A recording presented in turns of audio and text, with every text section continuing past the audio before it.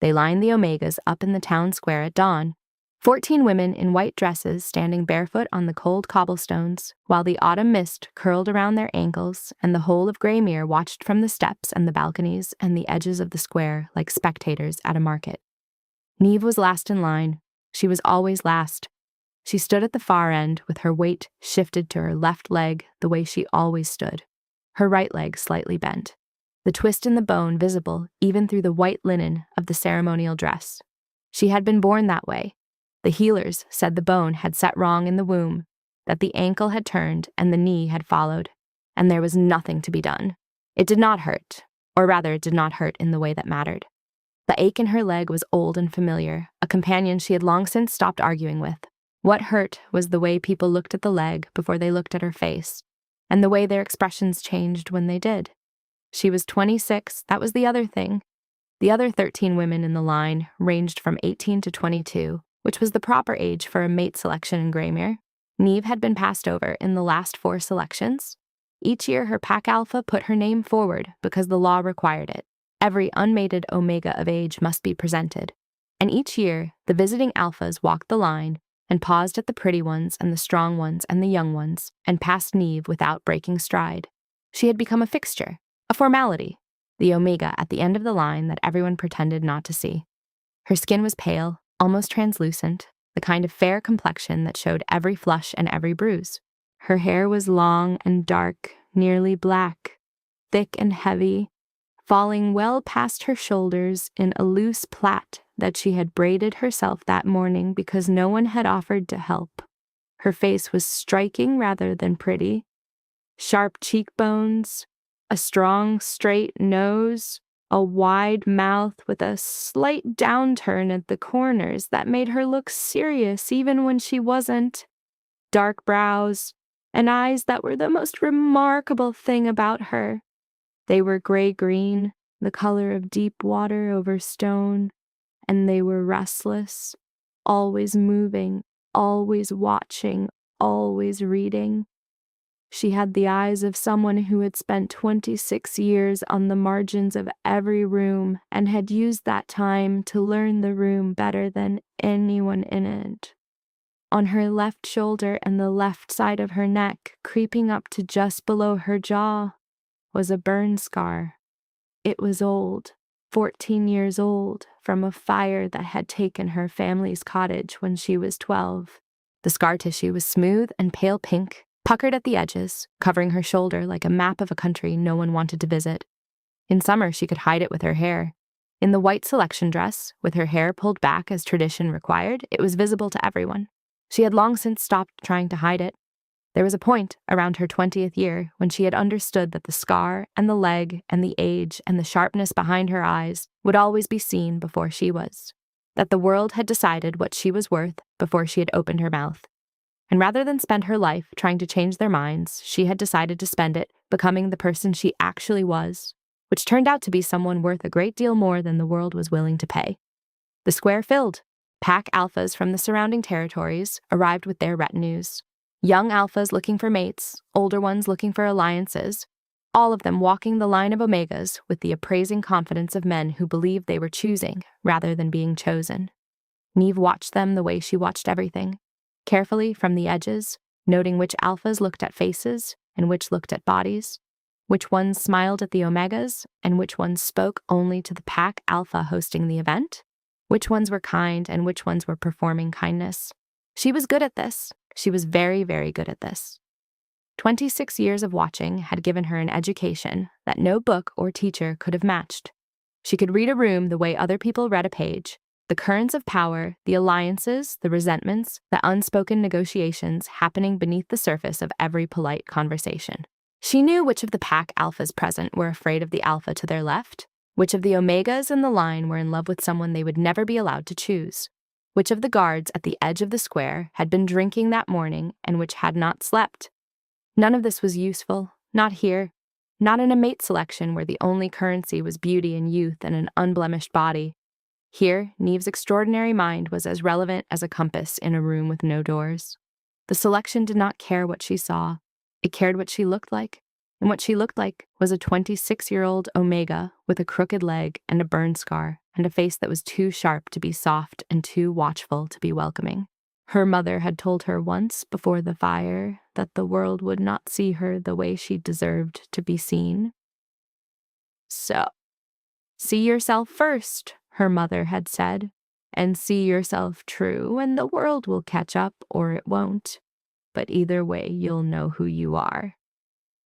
Her mother had died in the fire that gave Neve her scar. Neve had been 12.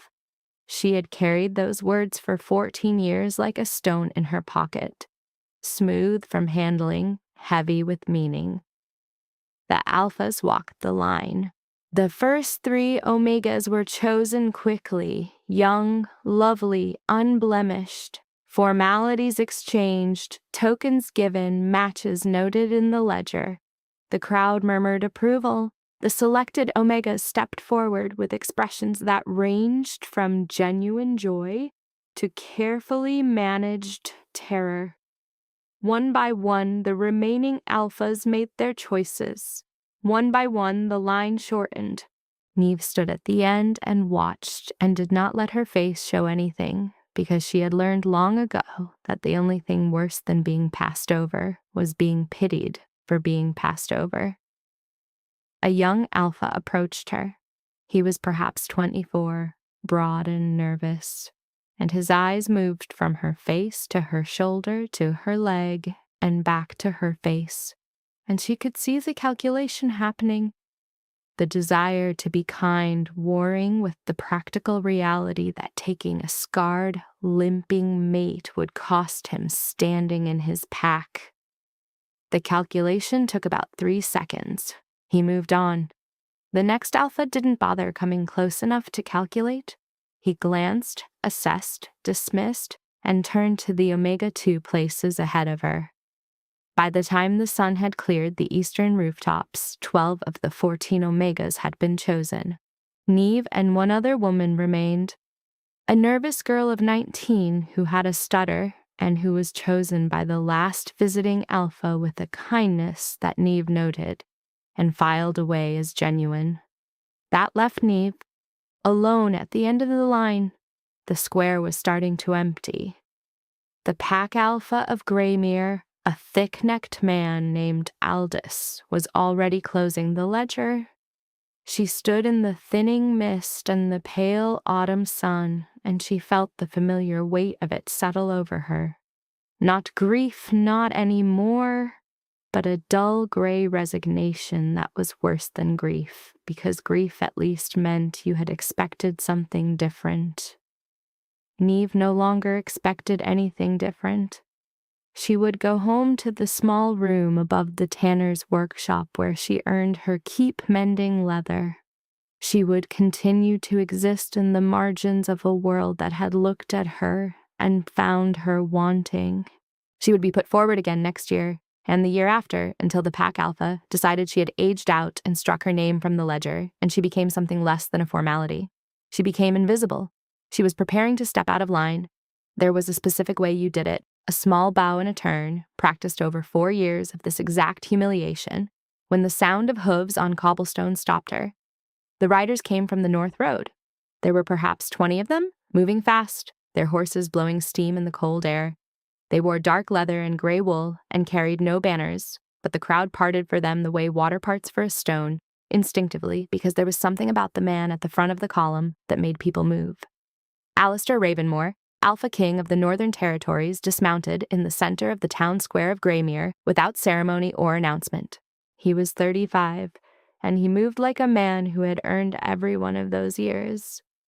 Tall, 6'4", and built with the heavy, lived-in muscle of a man who had spent 2 decades fighting and governing and carrying the weight of both on the same shoulders. His hair was dark brown, thick and straight, cropped short on the sides and longer on top, pushed back from his face and falling just past his brow. His skin was a cool olive, weathered at the jaw and around the eyes, the kind of face that had been handsome once and was now something better. Compelling, authoritative, marked by experience. He had dark eyes, so dark they were almost black, deep set beneath heavy brows with a quality of absolute attention that made people feel simultaneously seen and exposed.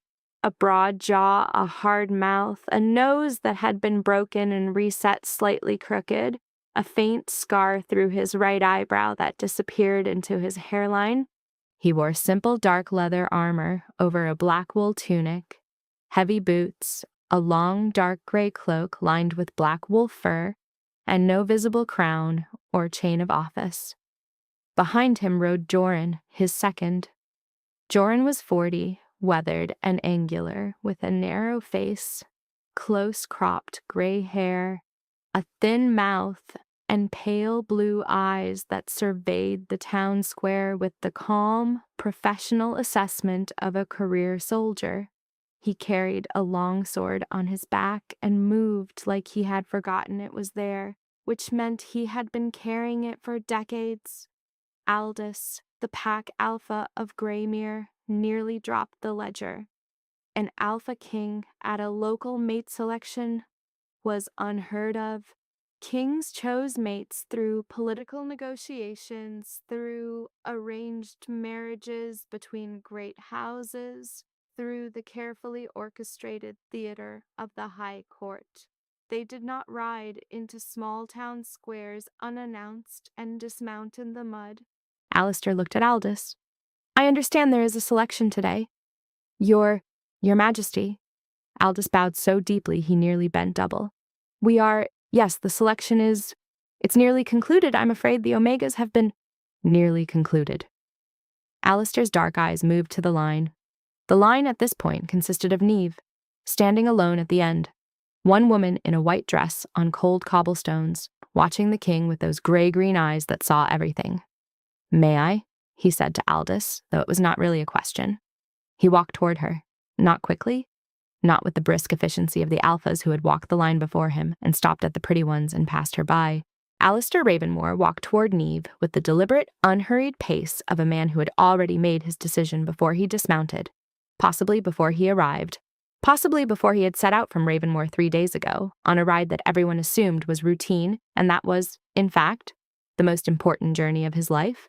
He walked toward her as though she was the only person in the square, which, in the way that mattered, she was. The square was utterly silent. Every person who had been leaving stopped. Every conversation died. The only sound was the king's boots on the cobblestones, steady and even, and Neve's heart beating so hard she could feel it in her damaged leg. He stopped in front of her, 2 paces away, close enough to see the burn scar on her neck, the twist in her right leg, the way she held herself, not cowering, not performing confidence, just standing. The way you stand when you have spent your whole life being looked at and found wanting, and you have run out of ways to pretend it doesn't matter. His dark eyes met hers. She did not look away.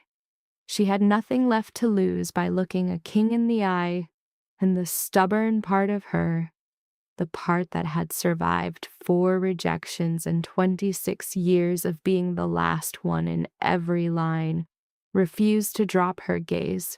He studied her, not her body, not her scar, not her leg, her eyes.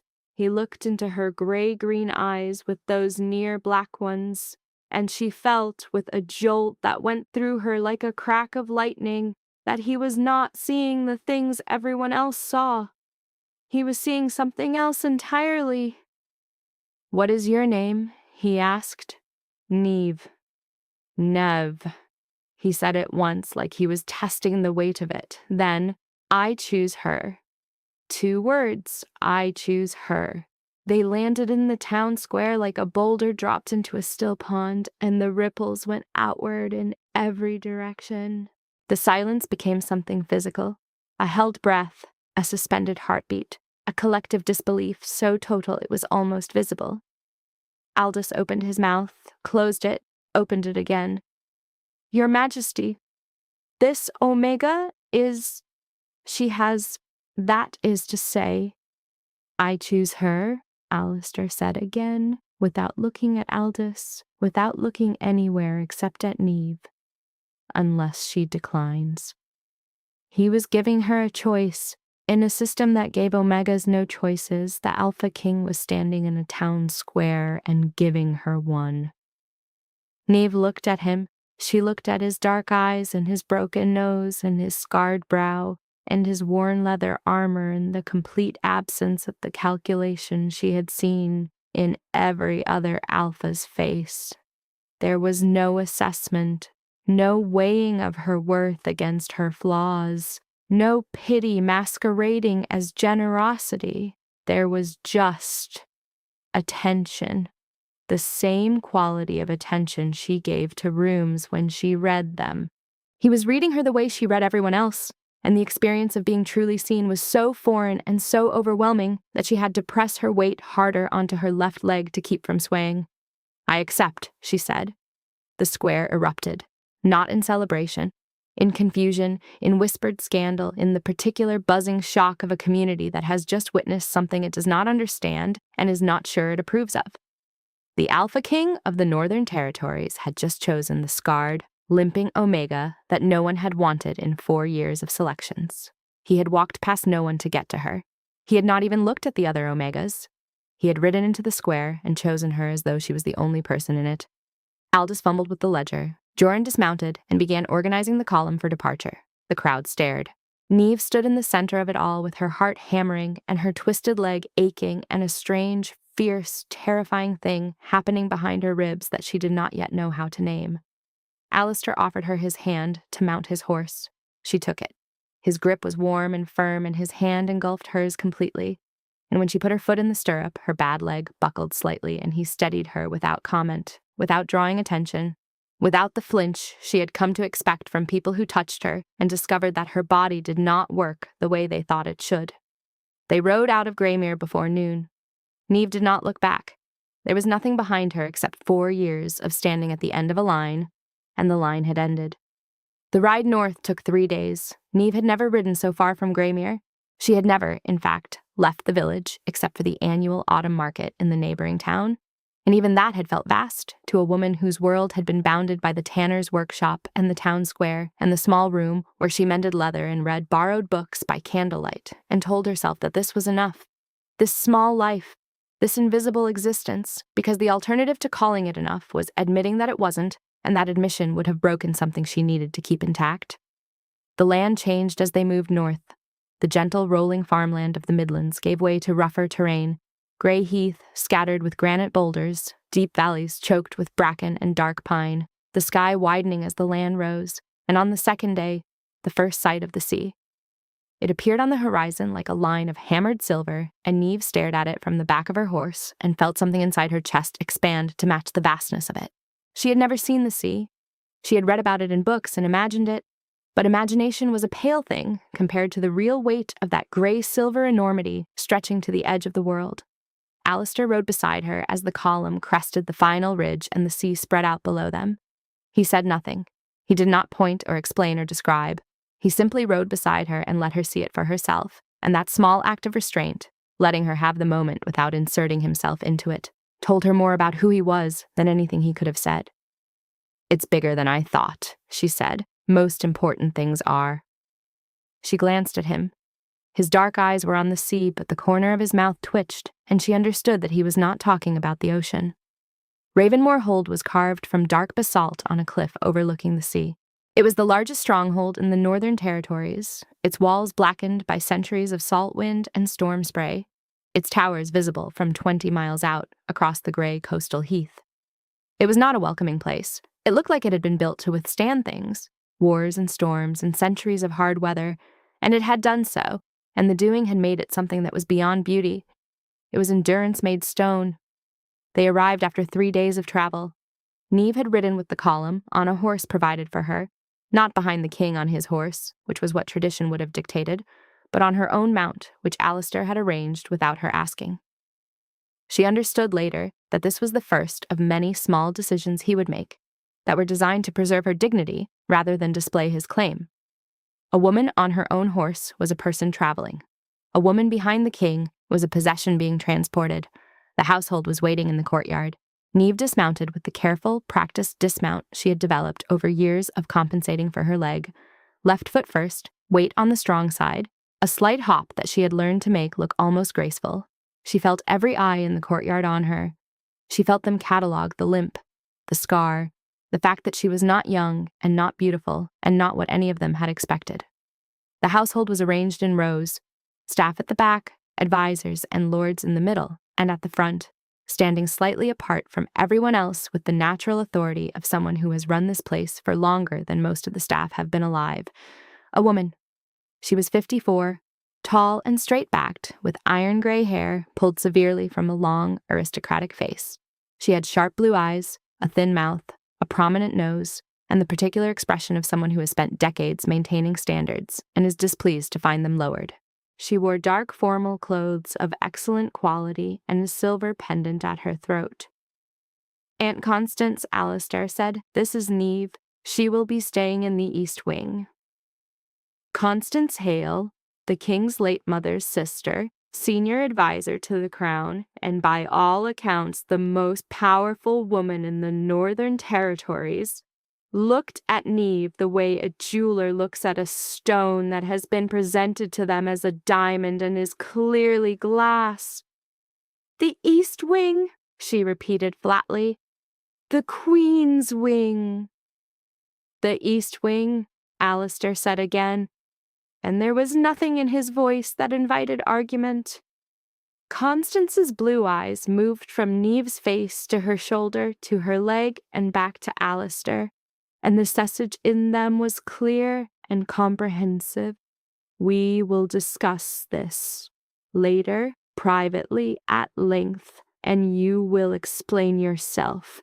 Because 22 years of governing this hold and managing your affairs has earned me that much, Alistair, and you know it."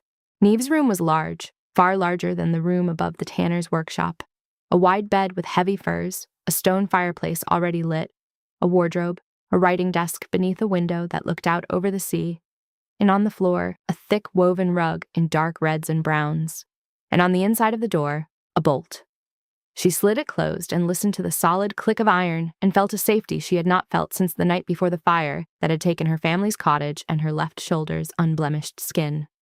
She pressed her palm flat against the bolt and held it there and breathed. A knock came 10 minutes later, gentle, a woman's voice. "My lady? I'm Marjorie. The king sent me to help you settle in." Neve opened the door. Marjorie was in her 50s, round and soft and warm in the way that some women become when they have spent decades being kind to people. She had curly gray-brown hair escaping from a linen cap, bright hazel eyes, rosy cheeks, and hands that were small and quick and already reaching for the travel bag on Neve's shoulder. "Let me take that, love. You must be exhausted. 3 days on the road and you're still standing. That's more than most manage after a journey with the King's Column. They ride like demons. I've drawn a bath and laid out clean clothes, and there's supper whenever you're ready. No rush, no schedule. You eat when you like here." She talked the way a river runs, constantly, easily, with a kind of soothing inevitability that filled the silence and left no room for awkwardness. Neve, who had spent most of her life in silence, found it oddly comforting. "Thank you, Marjorie." Marjorie paused, looked at her, really looked at her, not at the scar or the leg, but at her face, at her gray-green eyes, with an expression that was neither pity nor assessment, but something warmer. "You're welcome, love. And don't mind the stairs. They'll get used to you. They got used to me, and I arrived here 30 years ago with a bastard child and an accent they couldn't understand. And now they can't run the place without me." Neve almost smiled. Almost. That night, after Marjorie left, Neve undressed and stood before the small mirror above the basin. She looked at herself the way the court had looked at her, the scar that crawled from her shoulder up her neck, the twisted right leg with its inward-turned foot, the sharp, watchful face that had never learned to soften into the kind of prettiness that made people comfortable. But she also saw what they didn't. She saw the intelligence in her own eyes. She saw the set of her jaw, stubborn, unbroken, the jaw of a woman who had been told she was nothing for 26 years and had not believed it. She saw her mother's cheekbones and her mother's brows and the ghost of her mother's voice saying, "See yourself first, and see yourself true." "Neve," she said to the mirror, not to practice, to remind. "I'm still here. I've always been here. Now someone else can see it too." She slid the bolt and slept, and for the first time in years, she did not dream of the fire. The court did not get used to her. In the days that followed, Neve moved through Ravenmoor Hold like a ghost with a limp. She attended meals in the great hall where the household ate together, a tradition Alistair maintained, like so many things about him, without ostentation. And she sat at the high table beside the king and felt the weight of 200 pairs of eyes and the particular quality of silence that falls when a room full of people is trying very hard not to say what they are thinking. She heard the whispers. She was good at hearing whispers, another skill honed by decades at the margins. They called her the chosen cripple, which was neither creative nor kind. They wondered aloud what the king was thinking. They speculated about enchantment, about pity, about a political gamble too subtle for them to understand. Constance Hale's displeasure was a weather system that affected the entire hold. When the king's aunt was unhappy, the household staff moved differently, spoke more carefully, avoided certain corridors. Neve let them whisper. She had survived worse. She had survived 4 years of the town square, the slow ritual humiliation of standing in a white dress while men walked past her without slowing down. She had survived the fire that had killed her mother and scarred her skin and left her alone at 12 in a village that did not know what to do with an orphaned Omega with a limp and a burn. She had survived the tanner's workshop, the cold room above it, the borrowed books read by candlelight, the particular loneliness of being intelligent in a world that did not value her intelligence. Whispers in a stone corridor were nothing. Whispers were wind, but she would be lying if she said they did not sting. The word cripple, in particular, had a way of finding the soft place beneath her armor, the place where the 12-year-old girl who had dragged herself out of a burning cottage on a leg that wouldn't straighten still lived, still hurt, still wondered why the world punished bodies that worked differently. She did not let the sting show. She had years of practice in that. She did what she had always done. She watched. She sat in the great hall during council sessions, which Alistair had told her she was welcome to attend, and she watched the way the hold was governed. She noted who spoke and who listened, who interrupted and who waited, who agreed with Constance and who was too afraid to disagree. She observed the supply chains, the staffing patterns, the relationships between the household departments, the way information moved through the hold or didn't. She noticed things. She could not help it. She noticed that the grain stores were being calculated incorrectly, using an outdated formula that did not account for the expansion of the hold staff over the past 3 years. She noticed that the fishing boats were coming back with smaller catches each week because they were using the same routes they had used for decades, even though the fish had moved. She noticed that the border dispute with the Halewick Pact to the south, a low-grade territorial conflict that had been simmering for 2 years, was being managed by Constance with a strategy of escalating threats that was making the situation worse, not better, because the Halewick Alpha's responses were not those of an aggressor, but of a man who felt cornered and was becoming dangerous out of fear rather than ambition. She noticed all of this and said nothing because she had learned long ago that no one wanted to hear from the woman at the end of the line. But Alistair noticed her noticing. He was a quiet king. That was the thing that surprised her most about him. He was not the roaring, commanding presence that stories made of Alpha Kings. He spoke rarely in council, but when he did, the room went silent. Not from fear, but from the knowledge that if Alistair Ravenmoor was speaking, the thing he was saying was worth hearing. He governed the way he had ridden into the square at Greymere, deliberately, without wasted motion, with the patient attention of a man who believed that listening was more valuable than talking.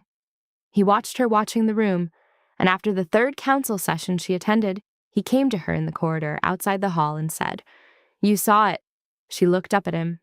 He was a head taller than her, and standing this close she could see the faint lines at the corners of his dark eyes, the gray just beginning at his temples, the scar through his eyebrow.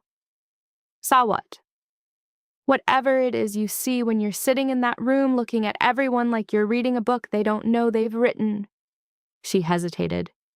The habit of silence was strong, the habit of making herself small, of not taking up space, of keeping her observations behind her teeth where they couldn't get her in trouble. But there was something in his dark eyes, not a command, not even a request, just an opening, a door left ajar. "The grain calculations are wrong," she said.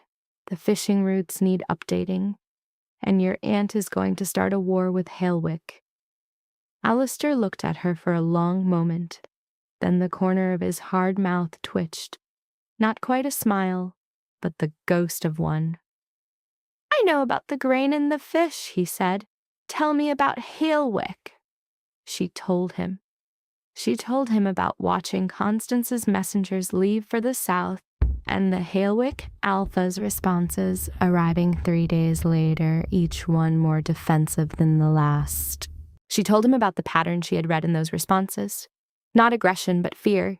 The behavior of a man whose territory was being squeezed by a drought from the east and rising tides from the west, who was not trying to expand but trying to survive, and who was being backed further and further into a corner by Constance's threats. "She's treating him like a rival," Neve said. "He's not a rival. He's drowning, and he's flailing, and if someone extends a hand instead of a fist, the whole thing could be over in a week." Alistair leaned against the corridor wall. His dark eyes were on her, and there was something in them that she had not seen from anyone in 26 years of being looked at. Respect. "You got all of that from sitting in 3 council sessions?" "I've been watching people from the edges of rooms for my entire life. You'd be amazed what you can see when no one is looking at you." "I'm looking at you," he said.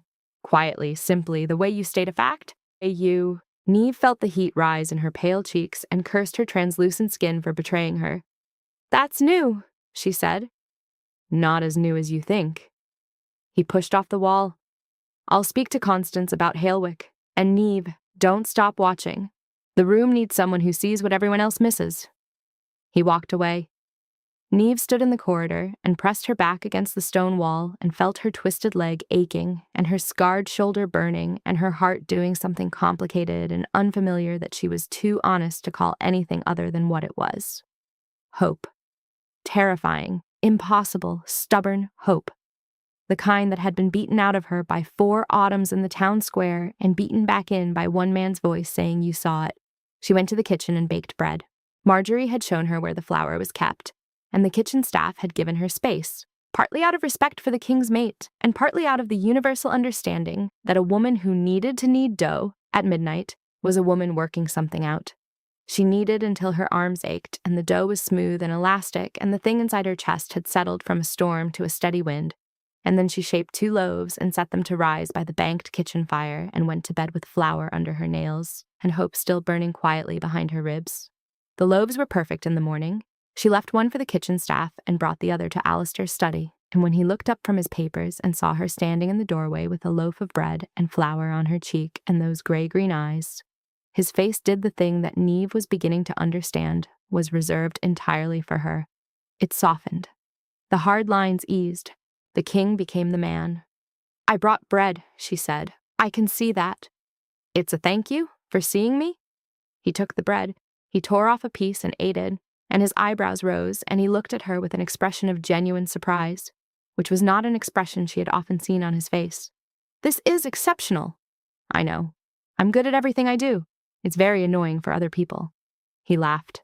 The sound was rare and rich, and it filled the study the way her bread filled the kitchen, with warmth, with substance, with the particular quality of a thing that was nourishing simply by existing. Constance did not take well to being corrected about Hailwick. The conversation between the king and his aunt happened behind closed doors, but the aftermath was visible to anyone paying attention, which Neve always was. Constance emerged from Alistair's study with her thin mouth pressed into a line so tight it nearly disappeared, and for the next 3 days, she treated Neve with a politeness so cold it could have frozen the sea outside the windows. It was not the correction itself that angered Constance. It was the source. The idea that the scarred, limping Omega from nowhere had seen something that Constance Hale, who had been governing the Northern Territories for longer than Neve had been alive, had missed. This was an insult that Constance felt in her bones. The confrontation came on a cold evening, 3 weeks after Neve's arrival. "She doesn't belong here," Constance said to Alistair over dinner when she thought Neve was out of earshot. Neve was not out of earshot. Neve was never out of earshot. She was in the corridor, moving slowly on her bad leg, and Constance's voice carried the way cold air carries, sharply, without mercy. She is a cripple from a nothing pack with a burn scar and no standing and no beauty and no breeding, and you have brought her into the queen's wing and seated her at the high table, and the entire court is laughing at you, Alistair. They are laughing. Let them laugh. Alistair's voice was level. When they're done laughing, ask them to explain why the grain calculations are wrong and the fishing routes haven't been updated in 15 years, and we're on the verge of an unnecessary war with Hailwick because our strategy has been to threaten a man who needs help. A silence. Then Constance. You cannot mean to tell me that she saw it in 3 sessions. 3. That does not make her queen material. No, it makes her the smartest person in the room. The queen material is separate. Neve pressed her back against the corridor wall and closed her eyes and felt the burn scar on her shoulder pulse with old heat. She had been called many things in her life: cripple, cursed, unwanted, pitied, invisible. No one had ever called her the smartest person in the room. But it was Constance's words that stayed with her. Cripple from a nothing pack. No standing, no beauty, no breeding. These were not new accusations. They were the same ones that had followed her through every selection, every room, every line she had ever stood at the end of. And hearing them here, in the hold of the king who had chosen her, from the mouth of the woman who controlled the court, hearing them proved that choosing was not the same as belonging. She went to her room. She slid the bolt. She sat on the edge of the bed and looked at her twisted leg, the right foot turned slightly inward, the calf thinner than the left, the knee that did not straighten all the way. She looked at it the way she had looked at it 1,000 times. Not with hatred anymore, not with the grief of a girl who had once wished she could be normal, but with the tired familiarity of a woman who had made peace with a body that the world refused to accept. Marjorie found her there an hour later, knocked and called through the door. I know what Constance said, Marjorie said when Neve opened the bolt. The kitchen girls heard, and the kitchen girls tell me everything because I taught them all to make bread, and people are loyal to the woman who teaches them to bake. It's nothing I haven't heard before. That doesn't make it hurt less. Marjorie sat beside her on the bed without asking permission, the way mothers do, or the way women who have spent their lives mothering other people's children do, which was its own kind of grace. Let me tell you something about Constance Hale. She has run this hold since Alistair's mother died when he was 12. She raised that boy. She governed his territory until he was old enough to govern it himself. She is brilliant and she is ruthless and she loves him with the kind of fierce, possessive love that does not know how to share. So she hates me. She fears you. There's a difference. She fears that you will replace her, that Alistair will listen to you instead of her, that the 22 years she has given to this hold will be swept away by a woman from a nothing pack who can see things Constance can't. Marjorie looked at her. Can you? Neve was quiet for a moment. I see differently, she said finally. I've spent my whole life being the person no one looks at. When no one is looking at you, you learn to look at everything else. It doesn't make me smarter than Constance. It makes me useful in ways she isn't. Well, Marjorie patted her knee. Make sure she figures that out before she figures out how to get rid of you. Weeks passed. The autumn deepened. The sea storms came, battering Ravenmoor's walls with salt spray and howling wind, and the hold drew in on itself like a creature weathering the season, fires lit in every hearth, the corridors warm with the smell of wood smoke and damp wool. Neve found her place, not the place the court wanted to give her, the ornamental position of a queen-to-be, seated and silent and decorative, but the place she carved for herself, the way she had always carved her places, by being so quietly useful that people stopped noticing her flaws and started noticing her contributions. She corrected the grain calculations. It took her 2 evenings with the ledgers to identify the error. The formula assumed a household of 160 when the current population was 212, and a 3rd evening to work out the revised numbers with proper allowances for seasonal variation, spoilage, and the increased consumption that came with the winter storms when the hold was sealed and everyone ate more because there was nothing else to do. She presented the revised numbers to the steward, a meticulous man named Aldrich who had been using the old formula for years and who received the correction with the particular embarrassment of a professional who has been shown his own error by someone he had assumed was decorative. She presented it carefully, without fanfare, as a suggestion rather than a correction, because she had learned long ago that people accepted help more readily when it was not framed as criticism. She had learned this from the tanner in Greymere, who let her mend his leather because she was good at it, but who would have refused if she had told him his own repairs were substandard. People were fragile about their competence. Neve understood this because she had spent her life being told she was incompetent at the one thing the world valued, being a desirable mate, and she knew exactly how that felt. The grain stores were restocked properly for the first time in 3 winters. The kitchen staff noticed first. The bread was better because the flour was fresher, and the soups were thicker because there were actually enough root vegetables to make them properly. Then the rest of the household. No one said Neve's name in connection with it, but Marjorie made sure the right people knew, and Marjorie's network was more efficient than any formal communication system the hold possessed. She spoke to the fishing captains. She had spent several days at the harbor, watching the boats go out and come back, talking to the old fishermen who sat on the breakwater and mended nets and told stories about catches that were bigger in their memory than they had ever been in their boats. She asked questions that no one in the hold had thought to ask, about currents, about water temperature, about the patterns of fish movement that the old men knew in their bones but had never been asked to articulate. She mapped new routes based on what the old men told her, cross-referencing their knowledge with the tide charts she found in the hold's archive, charts that no one had consulted in years because the fishing captains operated on tradition and the archive operated on dust. The intersection of inherited wisdom and recorded data produced a set of routes that neither source could have generated alone, and Neve presented them to the head fishing captain with the same careful, unassuming approach she had used with the steward. The catches improved within a fortnight.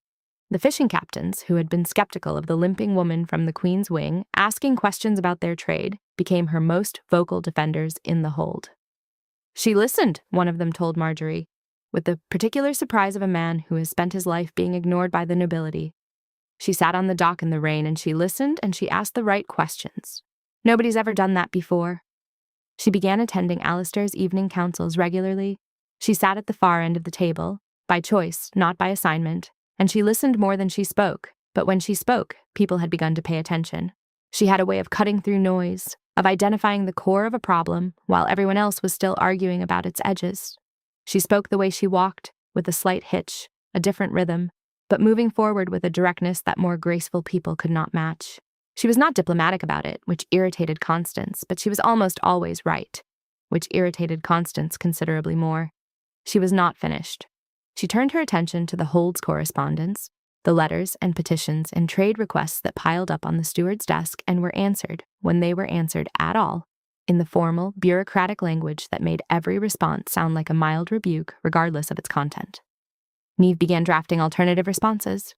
Not officially, she had no title, no authority, no position beyond the King's Omega, but she would leave suggested revisions on the steward's desk with a small note, and Aldrich, who had gone from embarrassed to intrigued to something approaching admiration, began using her drafts more often than not. The correspondence improved. The hold's relations with its trading partners improved. A merchant who had been on the verge of taking his business elsewhere wrote back with a tone of genuine warmth and increased his grain shipments by a third. Aldrich showed the letter to Neve with the quiet pride of a man who has learned that collaboration is not the same as defeat. Through all of this, the whispers in the court diminished but did not disappear. The chosen cripple became a less common epithet, replaced by grudging acknowledgments that the King's Omega was, well, competent. But competence was not acceptance. Competence was a servant's virtue. A queen required something else, something that Neve's leg and scar and sharp tongue and provincial origins could not provide. Or so the court believed. Alistair, throughout this period, was a steady presence at her side without being an intrusion. He did not hover. He did not rescue her from difficult conversations or smooth over social slights. When a lord made a comment about her leg at dinner, something about the king's charity being admirable, Alistair did not leap to her defense. He looked at Neve, she looked back, and then she turned to the lord and said, in a voice that carried exactly as far as she intended, "The king didn't choose me out of charity, my lord. He chose me because I can solve problems that you can't. Speaking of which, I noticed your territory's wool shipments have been declining for 3 seasons. Would you like to discuss why, or shall we continue talking about my leg?" The lord did not bring up her leg again. His face had gone through several colors during Neve's response, white, red, and finally a sort of mottled purple that Neve filed away as the color of a man realizing he had underestimated someone badly enough to embarrass himself in public.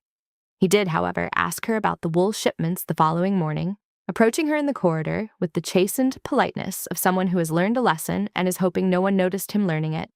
She told him. He went home and implemented her suggestions, and his profits recovered within the year. He became one of her most reliable allies at court, which Neve found both satisfying and instructive. People, she had discovered, were loyal to competence once they got past their discomfort with the package it came in. They were especially loyal when that competence had made them money. Alistair had watched the exchange from across the table with his dark eyes and the ghost of his rare smile, and later, in the corridor, he said, "You didn't need me." "No," she agreed, "but I like having you there. I like being there." It was such a simple thing to say. It was the thing she had needed to hear for 26 years and had never expected to hear and now could not imagine living without. But there were other moments too, quieter ones, like stones dropped into deep water, sinking slowly and changing the temperature as they went. He came to find her on the seawall one evening when the storm had passed and the sky had cleared to a deep Atlantic blue scattered with stars. She was standing at the wall's edge, looking out at the water, her hair loose and blowing in the salt wind, her weight on her left leg, her scarred shoulder turned toward the open sea. "You're going to freeze," he said from behind her. "I don't get cold. Everyone gets cold. Not everyone spent 4 years standing barefoot in a town square every autumn waiting to be rejected." He was quiet for a moment. Then he came to stand beside her, close enough that she could feel the heat of him in the wind. He was always warm. She had noticed this. Another observation filed away in the catalogue of everything she noticed about everyone, except that the file she kept on Alistair Ravenmoor was significantly larger and more detailed than any other. "Why did you choose me?" she asked. She had been waiting weeks to ask. The truth, not the version you told Constance. He looked out at the sea. His dark eyes reflected the starlight. "You were the last one in the line," he said, "and you were the only one who was watching the alphas as closely as they were watching the omegas. Every other woman in that line was being looked at. You were doing the looking. That's why, because I was watching? Because of what your watching meant. It meant you had spent your life studying people. It meant you had a mind that never stopped working. It meant you had survived years of being told you were worthless, and instead of breaking, you had sharpened." He turned to look at her. "I didn't choose you despite your leg and your scar, Neve. I chose you because the woman who stood at the end of that line with a twisted leg and a burned scar and eyes like that, eyes that saw everything, that woman was the most extraordinary person in the square, and every alpha who walked past her was a fool." The wind blew. The stars burned. Neve stood on the seawall with her bad leg and her scarred shoulder and her sharpened mind and felt something crack open inside her chest. Not the hope she had felt in the corridor, not the fierce determination that had driven her through the council sessions and the harbor and the grain calculations. Something older and deeper and more terrifying. The feeling of being known. She reached out and took his hand. It was the first time she had initiated contact. His fingers closed around hers, and they were warm and rough and certain. And his wolf, she could feel it, a low vibration that came through his skin like a second heartbeat. His wolf exhaled. "You're the first person who's ever looked at me and not seen the leg first," she said quietly. "I see everything about you, Neve. The leg, the scar, the mind, the stubbornness, the way you've survived everything that should have broken you.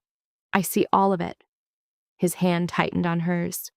"And I am in awe of all of it." They stood in the wind and the starlight, and the world was very large and very dark and very beautiful. And Neve understood, with a clarity that cut through every defense she had ever built, that this was what it felt like to be wanted. Not desired, not coveted, not assessed. Wanted. The whole of her. The complicated, sharp-tongued, limping, scarred, brilliant whole of her.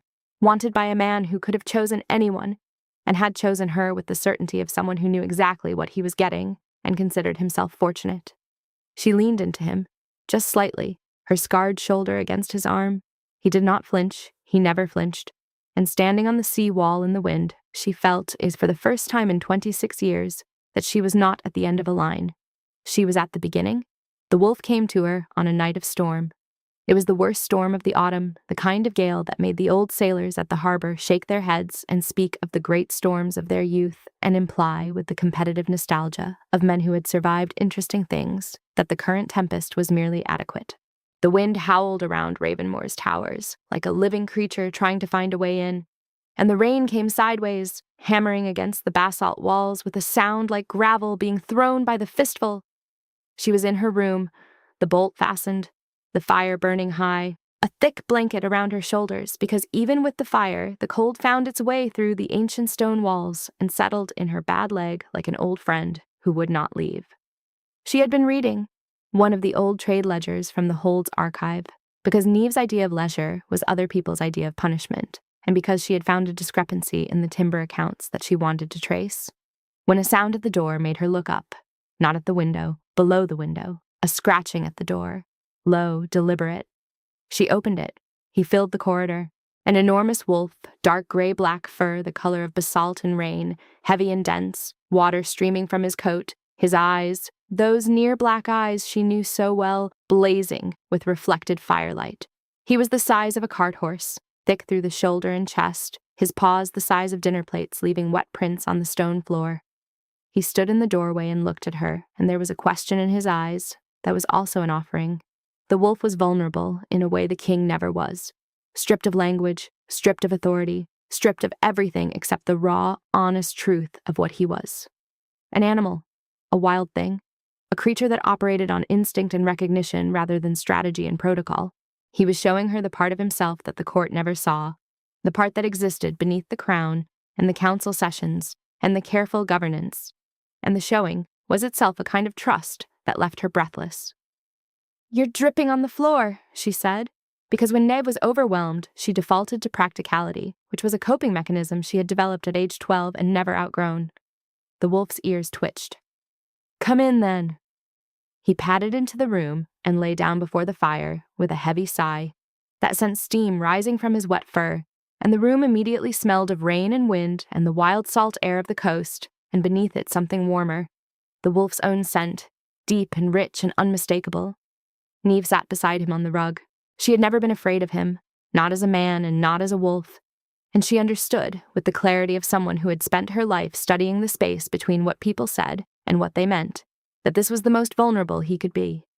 The wolf was the truth of him. The man was the king. The wolf was just Alistair. She put her hand in his fur. It was coarse and thick and warm from beneath, despite the rain, and she could feel the massive ribcage expanding and contracting with his breathing and the deep thrum of his heartbeat beneath her palm.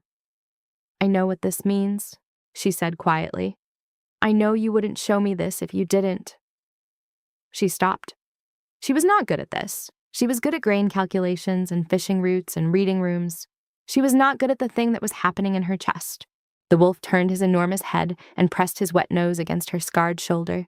Gently, so gently that it was barely a touch, and something about the gesture, the deliberateness of it, the fact that he had chosen her scar, the place that everyone else avoided, broke the last wall she had built around herself. She leaned into him. The wolf's body was a wall of warmth and muscle and wild, honest presence, and the scar where his nose touched her shoulder tingled, not with pain, but with the recognition of being touched deliberately in the place that everyone else flinched from. He had chosen her scar the way he had chosen her in the town square. Deliberately, not despite. Because. She wrapped her arms around his neck and buried her face in his wet fur and cried. Not from grief, not from the years of rejection or the whispers or the cold town square or the line she had stood at the end of for 4 years. She cried from the sheer, overwhelming, unbearable relief of being chosen, of being seen, of being wanted, scar and leg and sharp tongue and all, by someone who did not want her despite those things, but because of the person they had made her.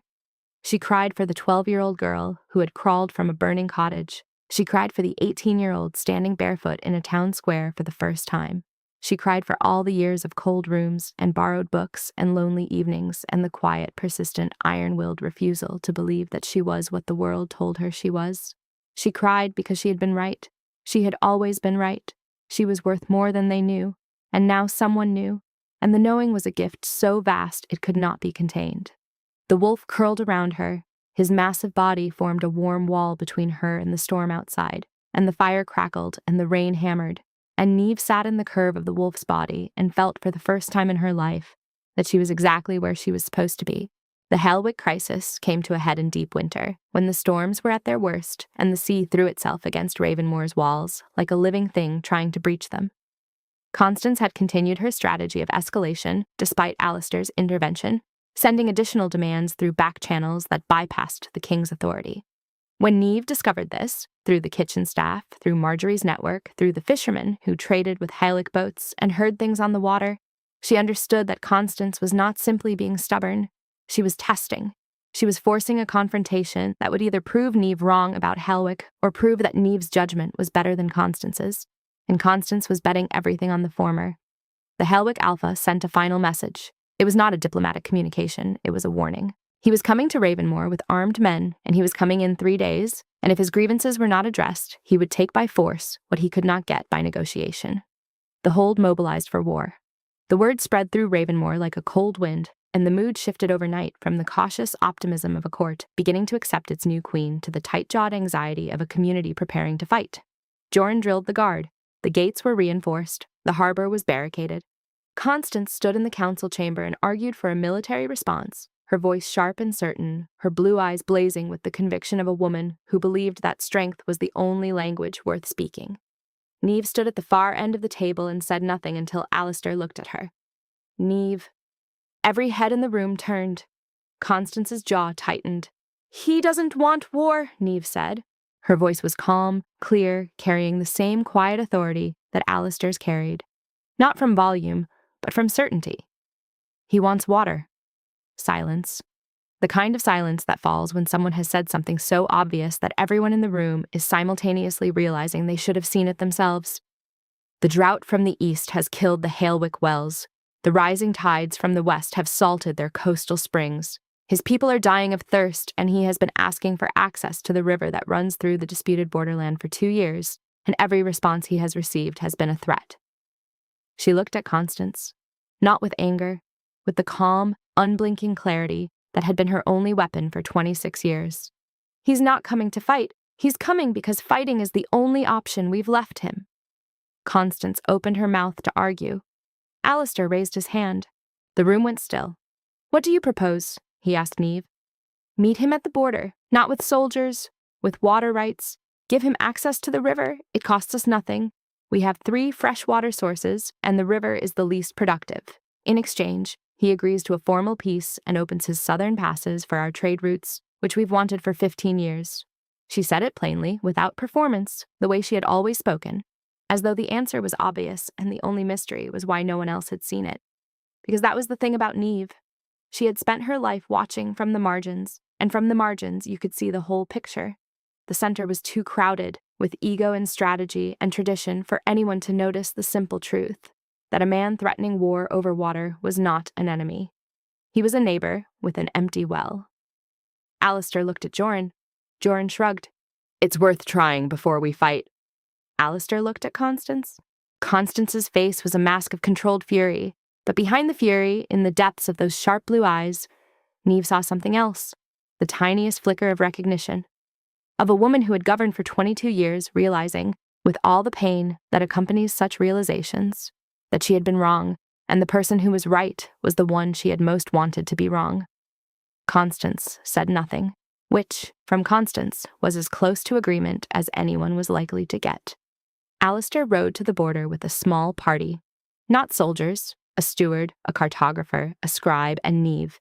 He brought Neve because it had been her idea and because he understood something that most kings did not, that the person who sees the problem most clearly should be present when the solution is attempted. The Haelwick Alpha was a man named Renard, 50, weathered, frightened, and exhausted. His armed men were not soldiers.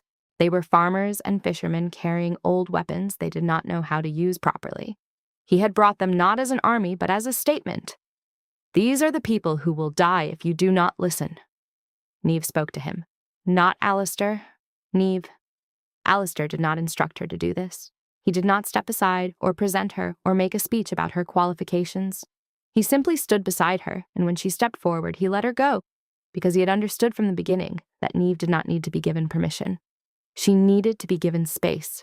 She stepped forward, limping on the frozen ground, the burn scar visible above the collar of her heavy cloak, and Renard looked at her and saw, as people always did, the leg first, and then the scar, and then the sharpness of her gray-green eyes that told him she had already read him completely. "You need water," she said. "We have water. This doesn't have to be complicated." Renard stared at her. Then he laughed. A rough, exhausted, half-disbelieving laugh. 2 years, he said. His voice was hoarse. 2 years I've been sending messages, and all I get back are threats, and my wells are dry, and my children are drinking brackish water that makes them sick. And now the king sends a woman with a bad leg who tells me it doesn't have to be complicated. It doesn't. Your people need water. Our river has water. Everything else is politics, and politics can be negotiated. Thirst can't. You're right. It doesn't. It never did. 2 years of messages and threats and armed men, and all it needed was someone willing to say the obvious thing out loud. They talked for 3 hours. Not Neve alone. Alistair was there, and the steward, and the cartographer who drew the new boundary lines. But Neve was the one who kept the conversation on its axis, who noticed when Renard's voice tightened and redirected the discussion before it could derail into old grievances, who found the compromises that neither side had thought to offer because both sides had been too busy preparing for a fight that neither of them actually wanted. They signed the agreement that afternoon. Water rights for trade access, a boundary redrawn to mutual benefit, a formal peace that would hold for decades. Renard shook Neve's hand before he left and held it a moment longer than protocol required and said quietly, "Thank you for seeing us." "I've spent my life being unseen," she said. "It gives you good eyes." She rode back to Ravenmoor beside Alistair, and the ride was quiet in the way that rides are quiet after something important has been accomplished. The particular silence of people who have averted a disaster and are still processing the relief. Alistair did not praise her, or congratulate her, or draw attention to what she had done. He simply rode beside her, and at one point, without looking away from the road ahead, he reached across the space between their horses and took her hand and held it for a long moment, and that was enough. That was everything. Joran, riding behind them, saw the joined hands. His thin mouth twitched into something that might, in very generous light, have been called a smile. He said nothing. Joran said very little as a rule, but when Neve caught his eye over her shoulder, he gave her a nod. Small, precise, military. It was the nod of a soldier acknowledging a victory, and from Joran, who measured approval in millimeters, it meant more than a standing ovation. The court changed after Hailwick. Not all at once, not in a dramatic reversal, but the whispers shifted in tone. The chosen cripple became the king's counselor, which was not an official title, but carried more weight than most official ones. Lords who had turned their backs at dinner began seeking her opinion. Household staff who had avoided her eye began greeting her by name. The fishing captains at the harbor, who had been her first allies, told the story of Hailwick to every boat that came into port, and the story spread down the coast and inland and became, as stories do, something larger and more luminous than the quiet negotiation it had actually been. Constance did not apologize. Neve did not expect her to. But something between them shifted. A realignment, like two magnets that had been repelling each other, discovering that they could, under the right conditions, pull toward the same point. Constance began including Neve in private councils. She did not agree with Neve's approaches. Constance believed in strength and Neve believed in perception. But she respected the results, and for a woman like Constance, respect was the highest currency. Neve noticed the shift, but did not celebrate it. She was not the kind of woman who needed vindication. She had not set out to prove herself to the court. She had set out to be useful, and usefulness had done what argument and beauty and tradition never could. It had made her indispensable. One evening, Constance found Neve in the library. She stood in the doorway for a moment, her tall, straight figure framed by the firelight, and then she came in and sat across from Neve and said, without preamble, "I was wrong about you." Neve looked up from her book. "About which part?" "All of it." Constance's thin mouth compressed, which Neve had learned was not displeasure, but the expression Constance made when she was being honest and finding it uncomfortable. "I looked at you, and I saw what everyone sees. I should have looked harder. Most people don't. I am not most people. That is what makes it unforgivable." She paused. "You are good for him, and you are good for the hold. I should have seen that sooner." She stood and left without waiting for a response, which was also very Constance. She delivered her acknowledgments the way she delivered her criticisms, with precision and without lingering for the mess they made. But Neve sat in the library with the fire popping and the sea wind battering the windows and felt something settle in her chest like an anchor finding the sea floor. Solid, permanent, the weight of belonging. One morning, Neve found a package outside her door. Inside was a walking stick, beautifully carved from dark driftwood, the handle shaped like a wave, polished smooth from hours of work. There was no note. She asked Marjorie, who asked the kitchen girls, who asked the harbor workers, who confirmed that the fishing captain, the one who had first listened to her on the dock in the rain, had carved it himself from a piece of driftwood he had been saving for something worthy. Neve used the stick, not because she needed it every day, but because on the days her leg ached from the cold sea air, it made the walk to the harbor easier, and because carrying it was a way of carrying the fisherman's respect, which she valued more than any title the court could have given her. Spring came to the coast like a held breath finally released. The storms eased, the sea turned from gray to deep blue-green. Wildflowers crept across the cliff tops, thrift and sea campion and samphire, and the air lost its edge, and the light lasted longer and longer until the evenings stretched into gold. Alistair found her on the seawall again, their place now. The wind was gentle, carrying the smell of salt and new grass and the distant sound of waves on the rocks below. "The court has been talking," he said. "The court is always talking. I've learned to listen selectively." He moved to stand beside her, their shoulders almost touched. Below them, the sea was calm, the waves rolling in with the slow rhythm of something that had been doing this for millennia and would continue long after the human beings standing above it had turned to dust and memory. "They want a binding ceremony." He was not looking at the sea, he was looking at her. His dark eyes were warm, in a way that his face did not usually permit. The hard lines softened, the guard down. "I told them it's not their decision. It's yours." "Of course it is." She turned to face him. The wind blew her dark hair across her face, and she pushed it back, and the burn scar was visible in the golden light, and she did not hide it, because she had never hidden anything from him, and she was not going to start now. "I've been making decisions about my own life for approximately 6 months, and I've gotten rather attached to the practice." He smiled. The real smile, the rare one, the one that cracked open his hard face and let the warmth spill out. "Then what do you decide?" She stepped toward him. Her bad leg shifted on the stone wall, and she adjusted her weight with the unconscious grace of a lifetime's practice, and she put both hands on his chest, feeling the warmth of him, the steady beat of his heart, the vibration of the wolf beneath his skin. "I decide yes," she said. "Not because you chose me, because I choose you. Because you were the first person who looked at me and saw more than what's broken, and because in 6 months you have never once made me feel like I need to be fixed." He cupped her face in his hands. His palms were warm and calloused and gentle on her skin. He kissed her. It was the first time. She tasted salt and wind and the particular warmth that was uniquely his, and his wolf rose to meet her. She felt it, that deep vibration through his body, the wolf recognizing its mate with a certainty that went beyond language, beyond thought, into the bedrock of what they were.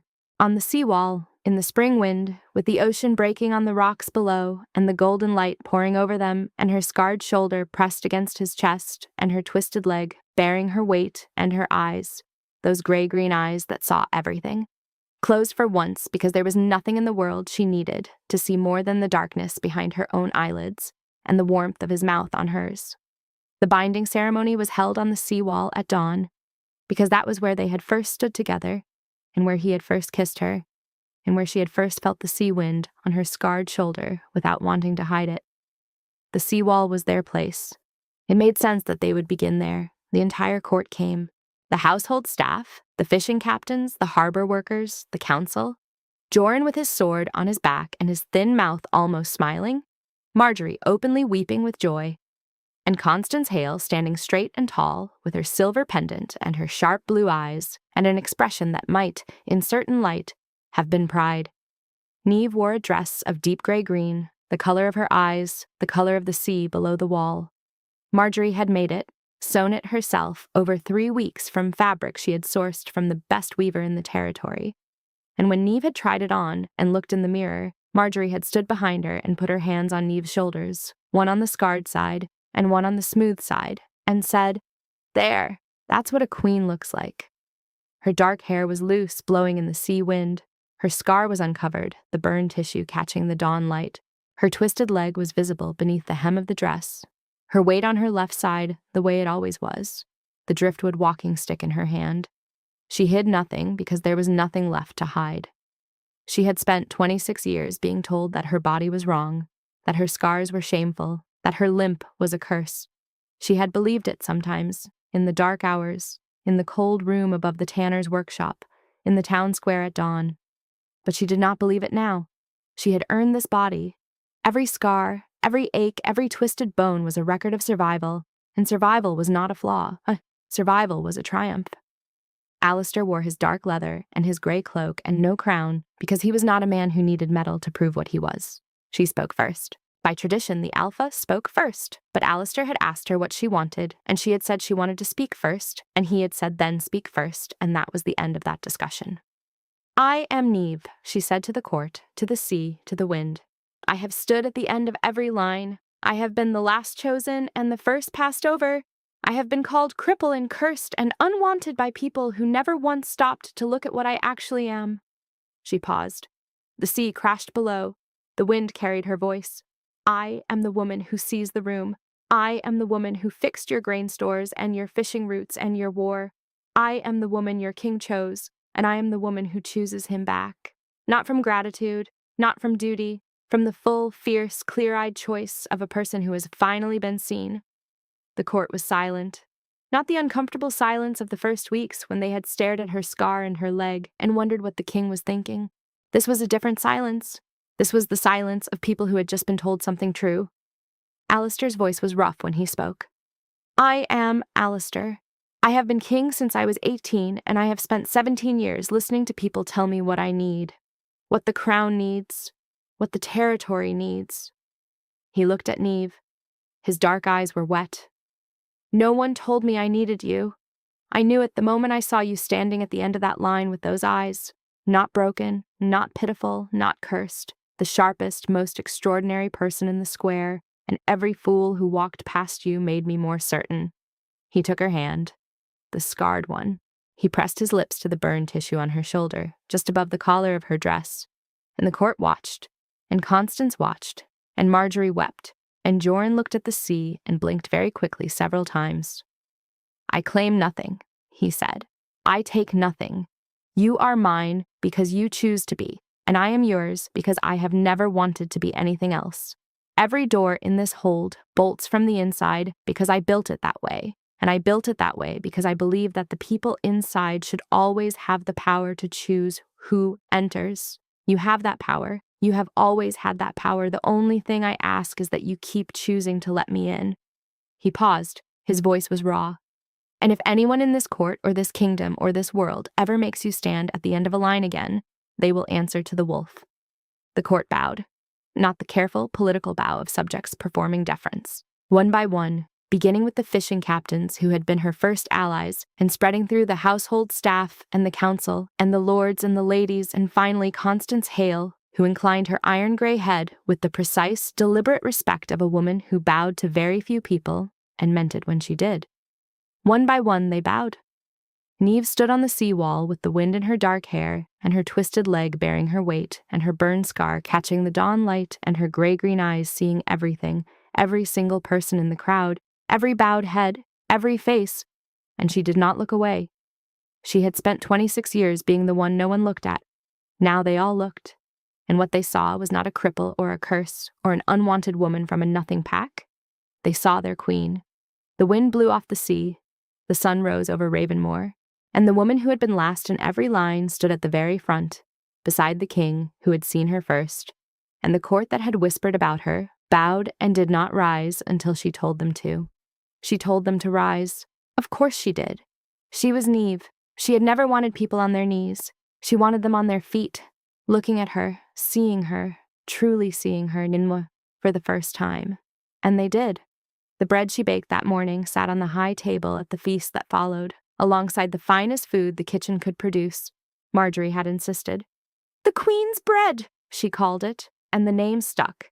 And for years afterward, visitors to Ravenmoor Hold would be served a dense, perfect loaf alongside their meal and be told that the Queen had baked it herself, and they would not believe it until they tasted it, and then they believed everything. Neve stood on the seawall that evening after the feast, the iron crown of the north on her dark hair and her driftwood walking stick in her hand, and the sea spreading out below her like a promise. She was not at the end of any line. She was not last. She was not unseen. She was exactly where she had always been, meant to stand. At the front, at the center, at the place where the watching mattered most.